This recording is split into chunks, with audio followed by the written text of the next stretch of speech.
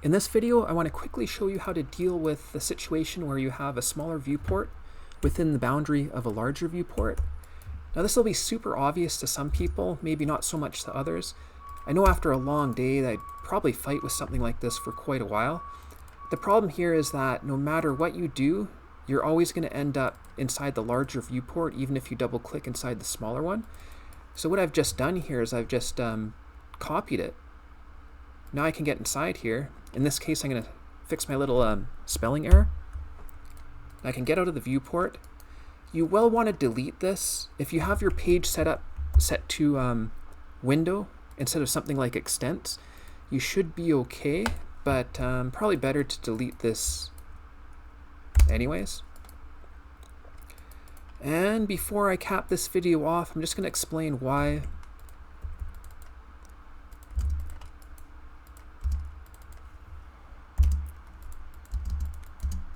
you can't see that text right now. That little X I drew, you can see it just to show you that these are the same area. The reason for that is that I have my all anno visible turned off. That about wraps up everything I wanted to share in this video. Hopefully you found it helpful, and thanks very much for watching.